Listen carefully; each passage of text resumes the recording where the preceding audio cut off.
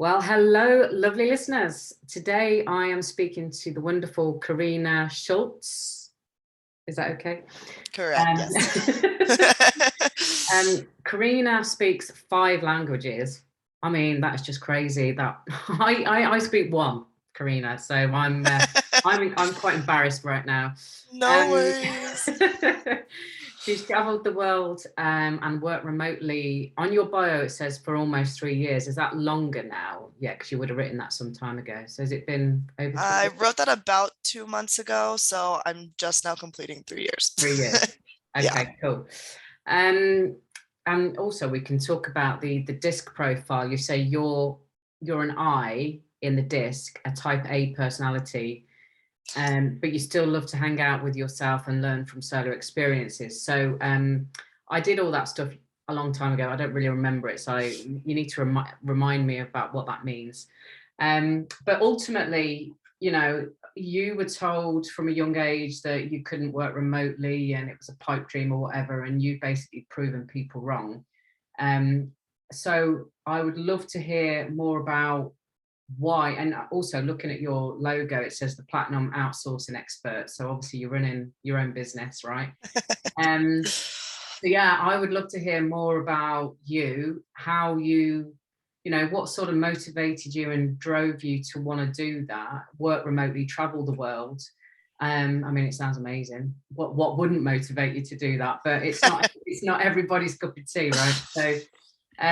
So yeah, so over to you, Karina. I'd love to hear a bit more about your backstory and how you've got to where you've got to today.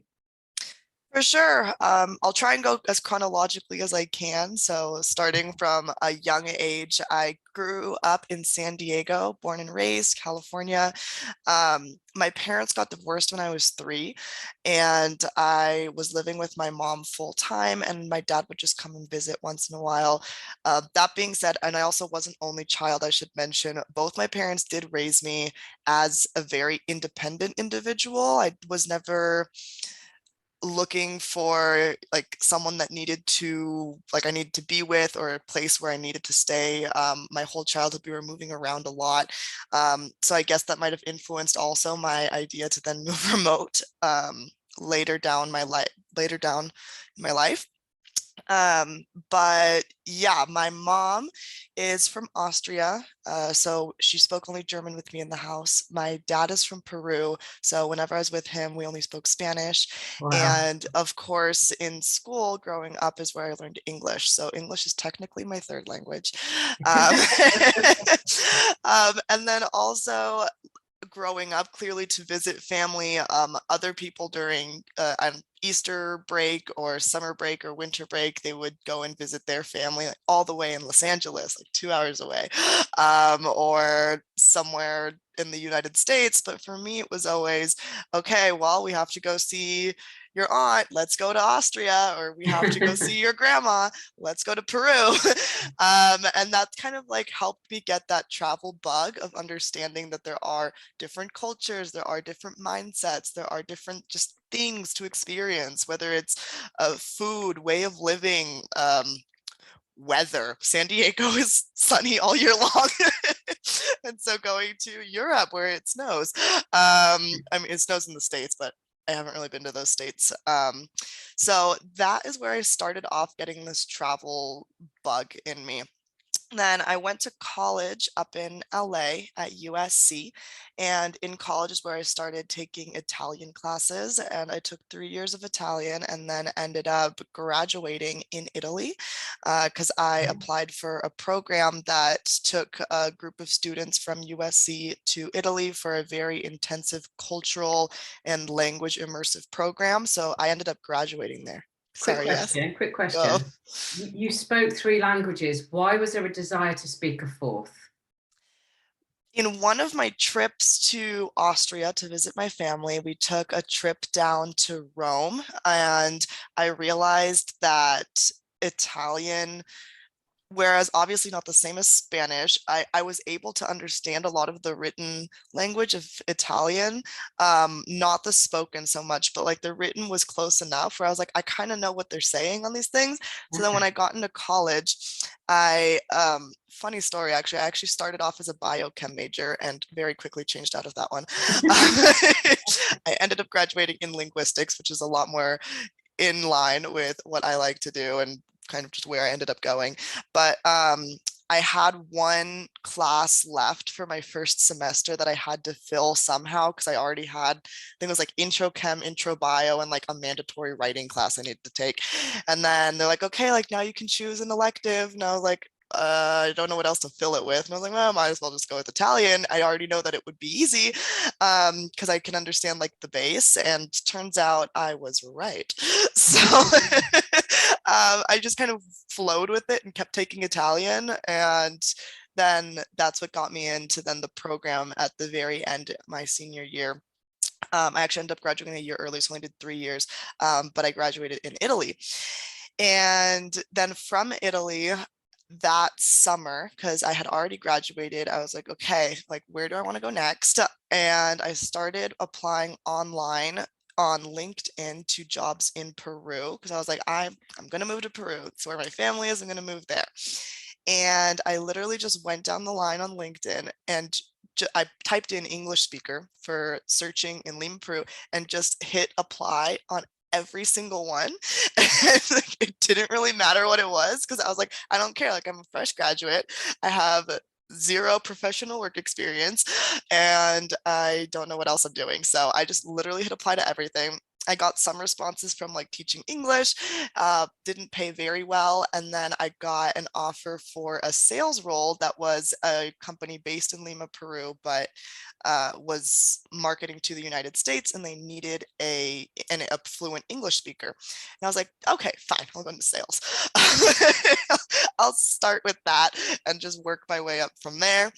And not that the salary was anything outstanding, but it was manageable. So I went down to Peru. Starting with that job, I had already confirmed that job like a month before I got to Peru and started working there, and it was an office job. So at this point I was stuck in an office 8 to 5, I think is what it was, and just every day the exact same people, exact same thing, like just I was so bored.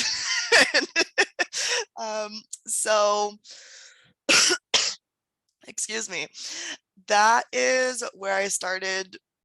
It goes with everyone. I mean, you don't really know exactly what you want to do right when you get out of college. Not that we ever really know what we do. We just kind of go with what is best at the moment and grow Yeah. from there and keep adjusting every 5 to 10 years accordingly, which I think is really cool, actually, the fact that we are able to be so adaptable throughout our lives. But at that point, I really had zero clue what I was doing. And so I, I was in Peru in this office job, and I this is where that type A and very strong I on the disc profile come in. I talk all the time. And so in an office, I was that very stereotypical water cooler girl that would just stand at the water cooler and wait for the drama to happen.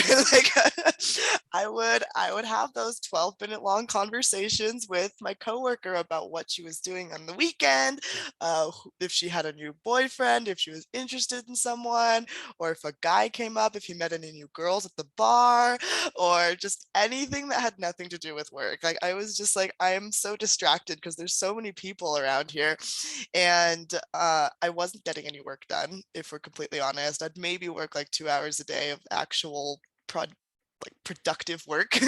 um, Not that it yielded much at that time. And so then I started getting to the idea of working remote. And keep in mind, this was still before COVID pandemic when everyone else was remote. My dad had been remote quite a few times, kind of on and off, because since, as I mentioned, my parents got divorced, my dad kind of just ended up traveling around the United States a bunch, discovering the United States. There were on and off years where he would come back and live in Peru for 2 years and then go back to the States for 3 years and then come back to Peru. So he was kind of all over the place too. Sometimes it was remote, sometimes it was in person. So I knew it was a thing. I didn't know how big it could be, but that's when my mind started turning. Like I'm in an office and I really don't like it. Like it's just not working for me. So I started telling my other coworkers, my boss, and just other people I met, like my mom, and my dad was very supportive. He's like, oh yeah, of course you can do it. I don't think he really thought about the specifics though. And my mom was like, I don't know. And everyone else in the office, because I didn't mention to the CEO, obviously, but I started talking to my coworkers, like, like, what if? And they definitely mentioned that at that job, I would 100% not be able to go remote, even though all the work I did was for the US anyway. So for me, I kind of tried to work it like, what if I could just stay at this job but do it remote? That wasn't working. And so I was like, okay. Oh, and something I forgot to mention, the coworkers slash my direct supervisor, they would say like, Karina, but you have nothing on your resume that says anything remote. Like if you really want to go remote, then you have to start with a job where you go 50-50, and then you start proving to them that you're more productive on your days at home than you are on your days in the office. And then that's how you slowly work it up. I was like, nah, I don't want to wait that long. So I quit that job and I had exactly $3,000 in my savings account, and Peru is a lot cheaper than the States. So I was like, $3,000 will last me 3 months. Like, and in 3 months, I will do nothing but apply to remote jobs and I will find a job. And there's a little quote I have with my dad, and it's, if you don't have a job, your only job is finding a job. So it's literally 8 hours a day. Like you do your 4 hours in the morning from 8 to 12, you do nothing but applications and apply, then you take a 1 hour lunch break, and then you take a 4 hour from 1 to 5 with your afternoon applications. And that's what you do Monday through Friday. If you want to add on Saturday and Sunday, then even better. So there's nothing else. And if you are doing like between 100 and 120 applications a week, it is impossible that you can't get a job. Like if you do that for 4 weeks, you're already at least what, 500, 550, 60 applications. If you're not getting even one interview, then I feel like you're not the problem. I mean, that you are the problem. It's not that. But then like fix your resume, fix your LinkedIn account, fix the way that you present yourself, fix the videos that you do, fix the way you answer questions, like do research on it. So I had $300 in my bank account and I was just like, bye, I'm quitting. And since it was a sales job, I had reached out to a bunch of people previously on LinkedIn about trying to actually sell my service. Turns out that when I quit, the CEO of another company who I had reached out to trying to sell our service to, reached back out after he saw the change on my LinkedIn profile and said, hey, I actually really liked the way that you approached me as a salesperson, and we need a bilingual, like at that moment, Spanish and English speaker for my company. And I was wondering if you were interested in learning a little bit more. And I was like, yeah, of course. Yeah. And so, yes. And at that point, I hadn't mentioned that I wanted to be remote. I wanted to go through the interview, really prove that I could take on the workload before actually saying like, I'm only going to do this if it's a remote job. So I did the interview on Zoom actually. So it was him and then the sales and marketing director, manager of that company. And it went absolutely stellar. And then I get a call from the recruiter, the head recruiter, who the CEO had spoken to maybe 4 or 5 days later, and said, hey, Karina, like, it was great, but we have the interview was great, but we have a few questions to see if, you would actually be a good fit for this role. One, what's your salary expectation? So I just said double what I was making before, and he was like, okay. And I was like, oh my gosh, I should have said more. And because you're going from like a very I would say, yeah, like an average Peruvian salary, which was livable there, to a little bit of a step up. It wasn't necessarily like at the American standard because it was a Costa Rican based company. But it definitely, like, just asked for double. And he was just like, okay. I'm like, oh my goodness. Um, the second one, he's like, okay, well, if you do come on board, then we do have training with some other people on the sales and marketing team in Costa Rica. Are you okay with going fully paid? I was like, of course. Yeah. Why would I say no to that? And then the third one, he's like, okay, we actually do have offices in Lima, Peru, because I was still in Lima at the moment. However, the specific area that you're in Peru is really far from the office, and it would be like a 2-hour move there in the morning and back at night. And so, to not put that stress on you, and since most of your team would not be in the office anyway, would you be all right with working remote? And I was like, Yeah. yeah, Yes, like please. I had literally just like only put it, like I put it out in the universe. I even had what do they call, like a dream board, a vision board on my wall of like, I'm only accepting jobs that are remote, and all this other stuff that I had written on there. And so I was like, yeah, like that's gonna work. And then so I went to Costa Rica for like 2 months, did my training, came back. And when I say back, I mean to Peru, and started working remote. And I was like, okay, this is awesome. Honestly, like other people, maybe they get distracted or bored or I don't know at home. For me and my personality, it just worked out so well.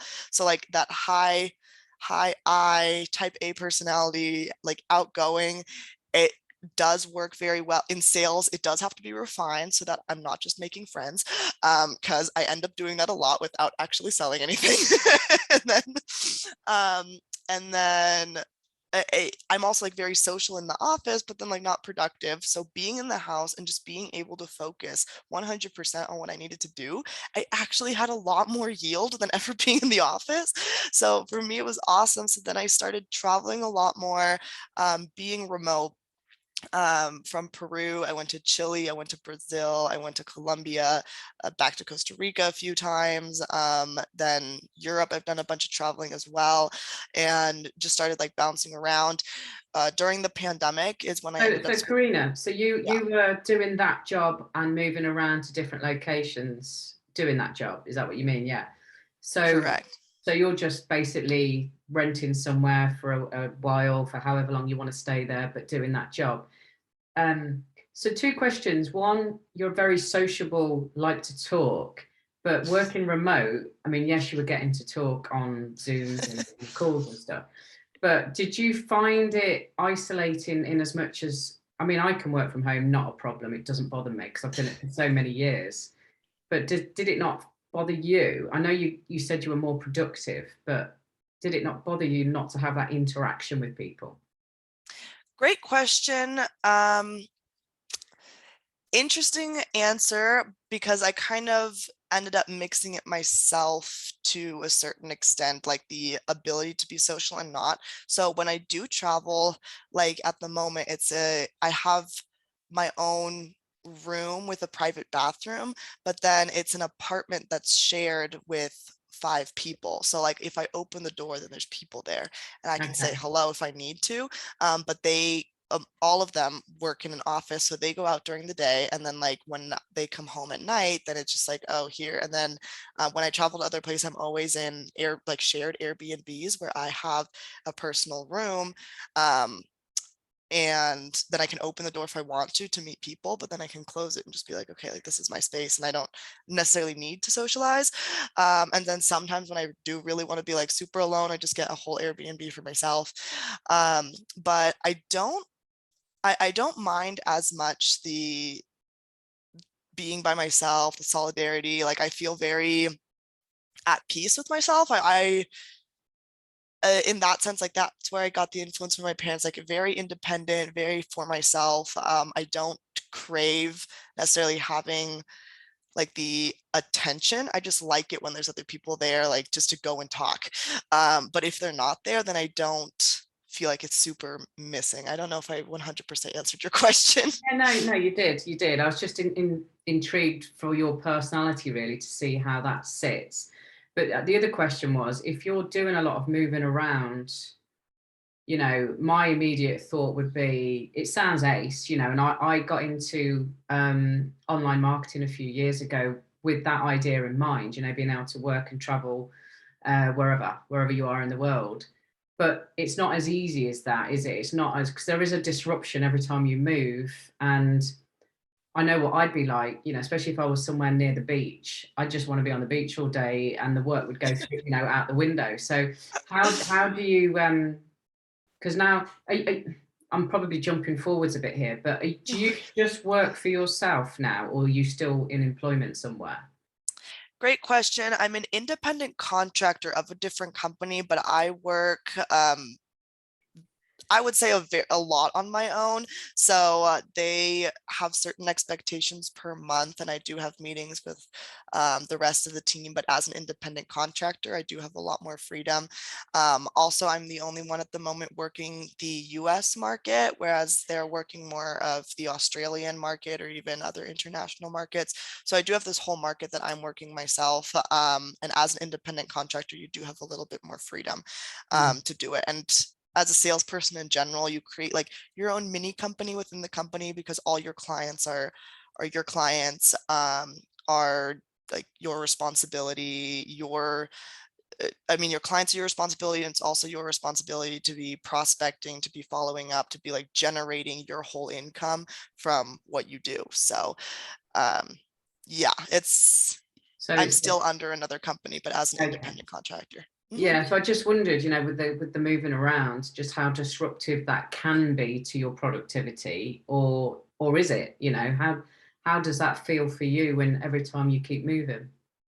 The only way that I found it very disruptive in terms of my productivity is when I do very quick movements. So for example, if I do 1 week here, 1 week here, 1 week here, then it's difficult because it's constantly like packing up again and reorganizing and having to find stable Wi-Fi again. And if it doesn't work, then like, what am I going to do? And that obviously Wi-Fi is essential. So I tend to stay more in bigger cities, which I like anyway, just because I feel like there's more stuff to do. It's more my Yeah. vibe. Um, I also love the beach though, like Cancun. Oh, beautiful. So, but Cancun's also a pretty big city, which I didn't realize before I got there. And so that's like the biggest disruption when I do it very quickly. So my solution was, oh my goodness, I should just stay a long time. So so actually 2 weeks ago I came back from Iceland, and I did 1 month in Iceland. So the goal was not just to go 1 week and like really quickly have to set up everything and then try and see glaciers and volcanoes and Icelandic horses and the Blue Lagoon and other lagoons and the Northern Lights, and like try and smush it all into 1 week while working just doesn't work, because I also like to do the touristy things and then also just like randomly poke my head into some neighborhood cafe where I can find cool Wi-Fi and like a cool book and then connect with cool people. So I stayed for a month. So that allowed me to just you save on money for, because there's always discounts on either Airbnbs or hostels if you stay for longer periods of time. And so I stay for longer periods of time, and then on weekends is when I do everything. And then during the week, it gives me that time to find more of the local scene. So like I said, those neighborhood coffee shops that you wouldn't go to as a tourist, or that little bar that you wouldn't think of to go as a tourist, because you start generating more friends with like the locals because you're there for longer. Like you go to the supermarket, you see the same person every day, and then you're just like, hey, like, are you doing anything tonight? And then you go from there, instead of just 1 week of like having to do absolutely everything. And then when I do go to some very extraordinary place like Iceland, I'll maybe take a few days off, but they won't necessarily be consecutive. It'll be like 2 Fridays in a row. So then I get like 2 3 day weekends. I was there over Christmas, so I automatically got just Christmas off, which was Mhm. nice. So I didn't need to take any extra days off. And so that's how I deal with that. So for example, 2 years ago, because I've been there for 3 years, yeah, 2 years ago, is when I first got to Mexico, and I stayed in Cancun for 2 months. So that gave me the opportunity to find a bunch of cool things in Cancun. I ended up making a bunch of friends in Cancun, which I'm still friends with, who then came to visit me in Mexico City. And then I was able to do like a lot in the Yucatan Peninsula. I went to Merida, which is another capital. And then to Playa del Carmen, to Tulum, and just like see all of these different things. And then when I was like, okay, 2 months is cool, then I went up north and spent about 2 months in the north of Mexico in a city called Monterrey. And then I got to travel like a bunch around there. I got to see like the mountains, the desert, and it was always like weekend trips. But then I really got to like know the city as well. So that's how I get over the fact of the frequent disruptions. I make them non-frequent. Yeah, okay, makes perfect sense. Sorry for interrupting. No worries. So we were talking about, yeah, the new job, Costa Rica, training, working remotely. Apologies. So that's where we were in the journey. No worries. So working remotely, where was I? Oh, since I was at home also, and my productivity was a lot quicker, I actually ended up working at getting like all of my personal tasks and the business tasks done just in a shorter amount of time, because instead of a mandatory 1 hour lunch break that I had, for example, in the office, where you have to clock out or at least show that you left for an hour and that you had a break, I would just eat while working, or just kind of like smush everything together, which for me is a lot more productive. Like I was able to get things done in like 6.5 hours instead of 8, which then gave me more time. So then while in Peru, I was like, well, I'm going to start studying Portuguese. Like, why not? Sure. So, why not? I had actually met some Brazilians in Lima, and I don't know, they just seemed really cool. And they went back to Peru. I'm sorry, back to Brazil. And nothing like some romantic love scene where I was like, I'm going to move to Brazil. It was just like, oh, like they seem like really cool people. Like, might as well learn Portuguese. Why not? So then I taught myself Portuguese over a few months, took the Portuguese fluency exam and passed, and then applied for a master's in Brazil and got accepted with a full scholarship to go study there. Like not just a semester, like it was the full 2 year master's program. And whoop-de-doo, COVID, thank you, came along. And right before I was supposed to travel to Brazil, I had already gotten my student visa. I had already all my documents, my paperwork, everything I needed to go. They canceled the program for international students, and was just like at Oh, this, yeah, it was an interesting like mix, because Brazil as a country didn't close down for internationals at that moment, but the university said like, we're trying to keep our students safe, so you can't come. So they're like, you can wait a semester, and then a semester, and like you can wait a year. It just kind of like went off. So I ended up not going to do my master's, but that's fine. I was able to travel a bunch anyway afterwards, and I'm happy. I'm pretty sure like this was just the way the universe told me that life was going to go, and I'm not disappointed or feel like I missed out on anything on that end, because I've grown so much just being able to travel and meet other people, and just my life kind of just went in a whole different direction, which I really like at the moment. yeah. So you're not going to reapply for that then? You're just going to let that go? Yeah, I'm gonna let the one go for Brazil. I had gone to Brazil to visit, so I mean, I can say I've been to Brazil, experienced the food, the culture, the dancing, the people. It wasn't for those 2 years, but it's not something that I am dying to go back to. I feel like I definitely just found other interests for the moment. So are you, in terms of, you've mentioned COVID, obviously, how has that affected things in the last couple of years? Because you've still been traveling by the sounds of it. Yeah, it put a little bit of a pause on my traveling for the first 6 months, where I had actually gone back to visit my mom and my stepdad in San Diego. Peru, right at the beginning of COVID, was hit really hard. They closed down their borders. Everyone was in lockdown, and they stayed in like a homestay for months and months and months after a lot of other countries came out. And I'm not sure what they are right now, but up until a few months ago, because I was back in July, 6 months ago, they were still at like at 10 p.m. you have to be in your house and you're not allowed to go out again until 5 a.m. and anyone in the street, like the police can get you. So I'm like, yeah. Like, so right at the beginning of the pandemic, I went back to San Diego and I was there for around 6 months, a little bit less. And then I did some traveling in California. I went up north, went to San Francisco. I went to some just like random middle cities in California to check out random stuff that I wanted to do. And so it put a little damper on international travel for me. I did travel within the United States, which was nice to hadn't done much of in my past. I've been a lot more international traveler than national traveler, and well, national for me in the States. But then after that, I did get fully vaccinated and boosted. And so with that, like traveling, as long as I show a negative COVID test, I've always been able to just keep traveling. So hasn't put that much of a damper on me. Okay.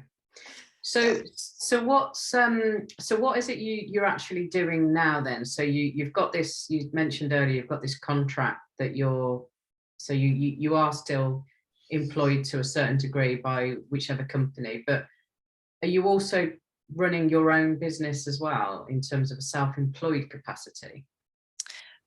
I do. My main employment is through the company where I'm an independent contractor.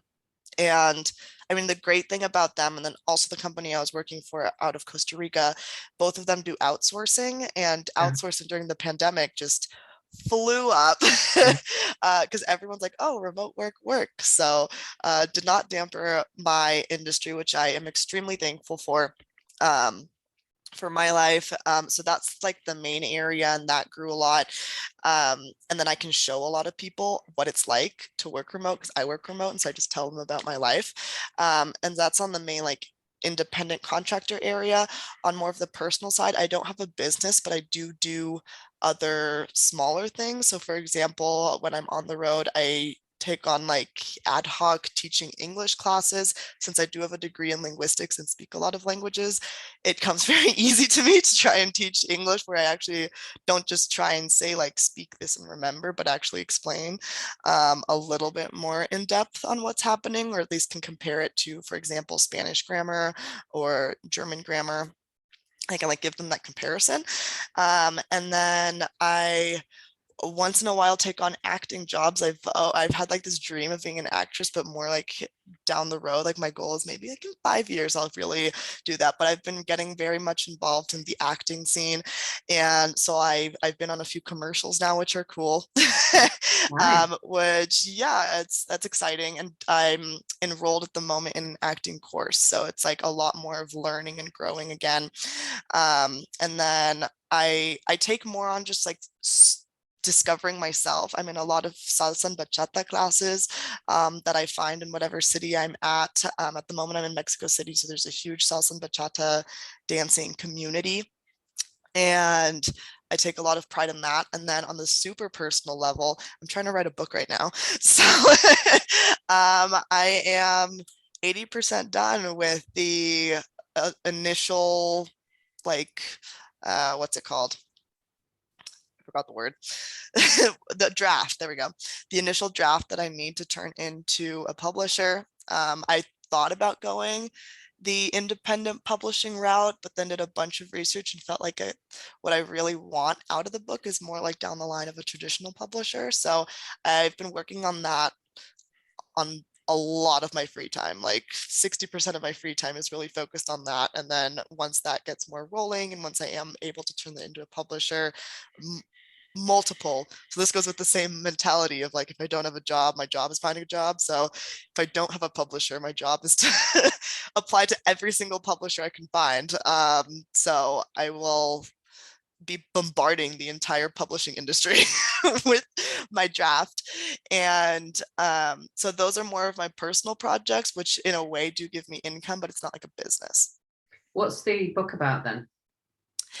A lot about my travels. I do want my main focus through my travels and what I've learned is to give more light to people with mental illness. There are things that I've had to go through in my life regarding mental illness, where I feel like in a way, like being able to travel has solved a lot of that.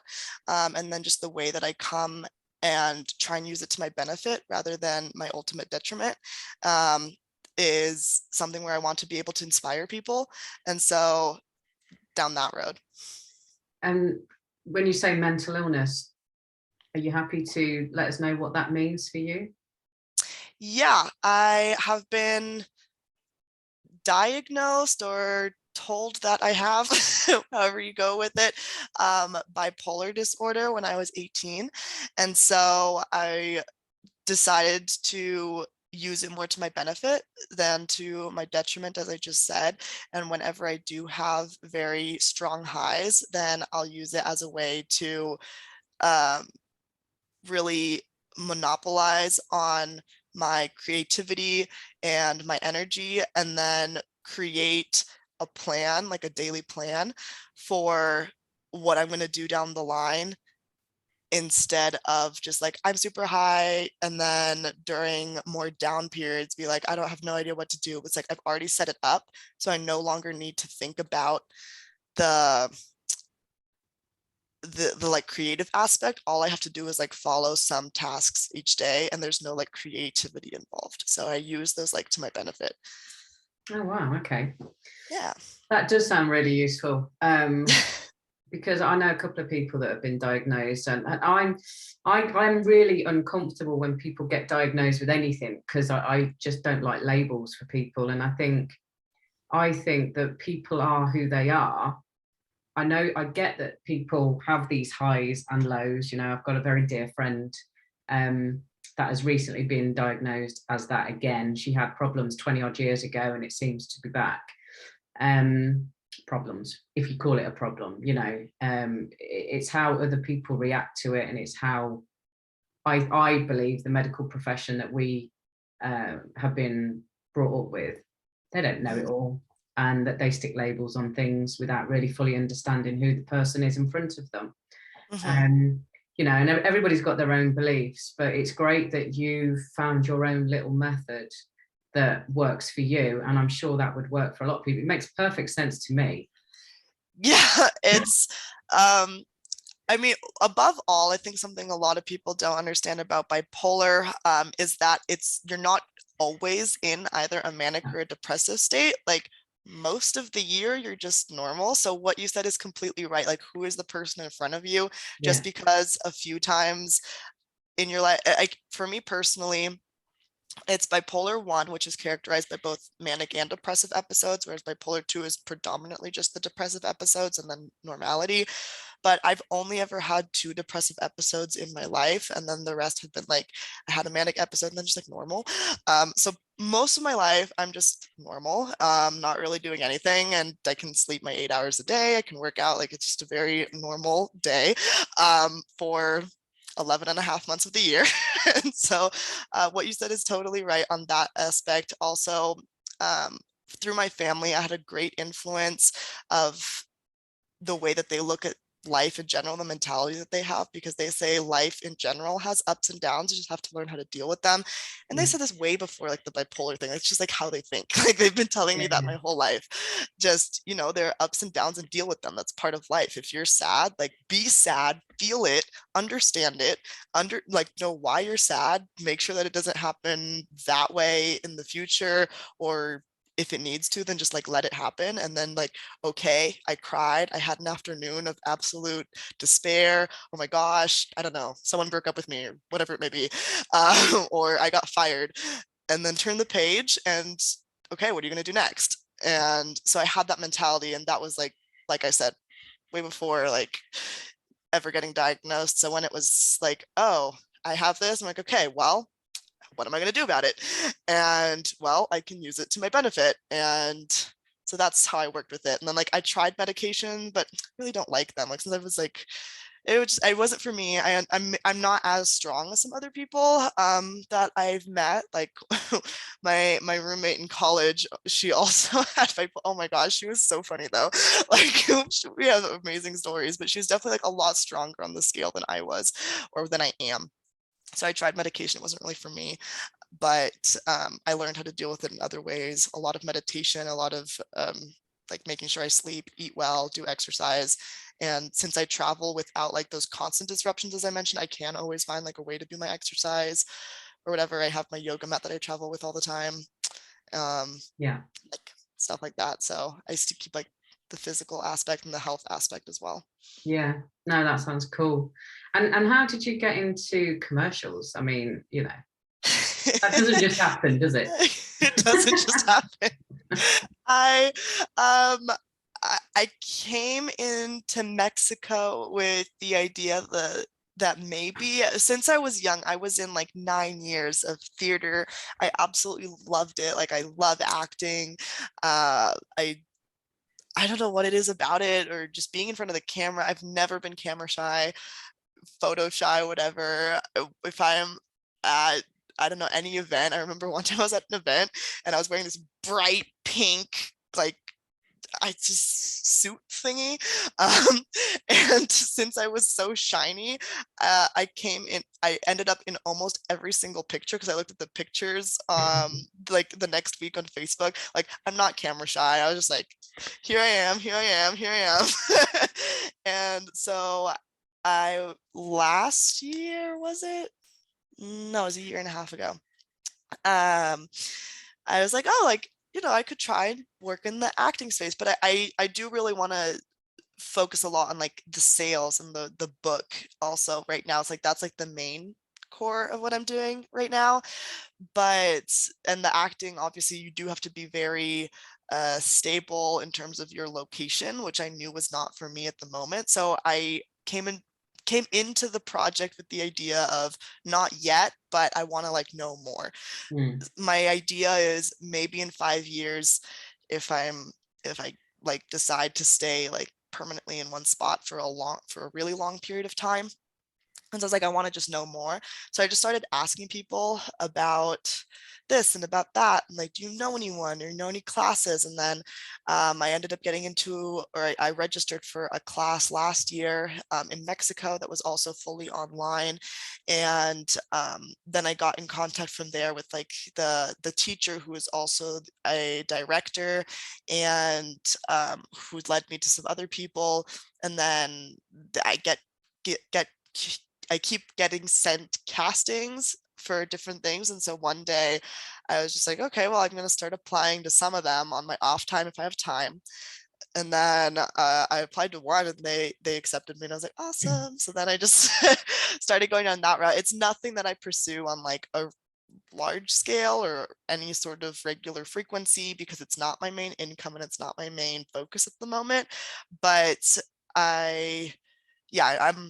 I'm growing my network of people in the field slowly. Yeah. Oh, cool.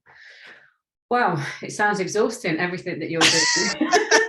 I am a very energetic person and I love to wake up early so I get more things done. I feel more productive. Like even this meeting was super early, so, or for me Well, at yeah, I was least. thinking that when you said you're in Mexico City, and I was like, well, it's 12:30 here.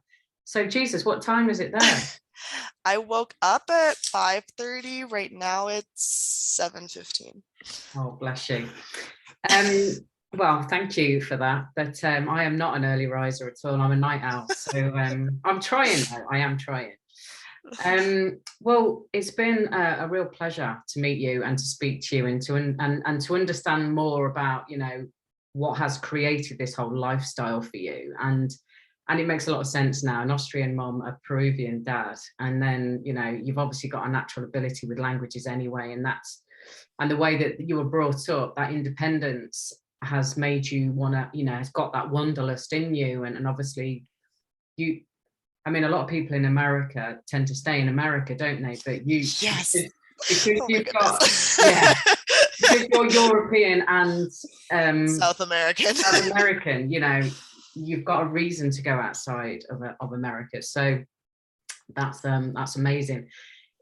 I always like to, well, firstly, I forgot to ask you, has your book got a name yet? It did, but then I decided to scratch that name. Okay, all right. It had one and then my writing went a different way and I was like, never mind, the title doesn't work anymore. All right, fair enough. But if people wanted to connect with you or find out more about you, what's the best place for them to go to? The best honestly would be LinkedIn. I use that both professionally and personally, surprisingly, and it's just my name, Karina Schulz, which I think is written here. Yes, it is. So And I'll put that in yeah, the show notes as well. All right. So what I'll do is I'll send you a connection after this, and then I could put a link in. perfect. And I do use Instagram as well. I don't know how, I don't post that much, but I have it on my phone. If they want, it's also, I can write you my handle because it's in Spanish, so all right. it's probably better than like spelling it out. Okay. Yeah, if you wouldn't mind dropping me a note with that on, that'd be cool. And then Yeah, for sure. I can include it. So I always like to finish off with anything you feel drawn to say to the listeners, any pearls of wisdom, anything from the heart. Over to you. Don't let other people judge you, or if they judge you, don't listen. I was told I couldn't go remote, and then I did. I get told by society that being bipolar, you can't do things, but I use it to my advantage instead. Say you can't travel during COVID, I traveled anyway, as good or as bad as that would be. And don't listen to what other people tell you. Don't listen to critical people. Don't listen to their judgment. Just do whatever you want because you know that you can do it. Sounds perfect. Thank you so much, Karina. It's been a real pleasure to meet you. Yeah, I'm jealous of the lifestyle you've got. It's something that I've craved for a long time, but you can do it. I know, definitely, and I will. I definitely will at some point. But yeah, I just love the idea of being able to just go wherever and like plug yourself in, put your headphones on, whatever. And you're able to be productive in Mexico City or Iceland, and it's like, so Yep. what? Exactly. Okay. Well, as I say, it's been an absolute pleasure. Thank you so much for your time today. And I know the listeners will have loved this chat. Thanks, Mel. Have a great day. You too.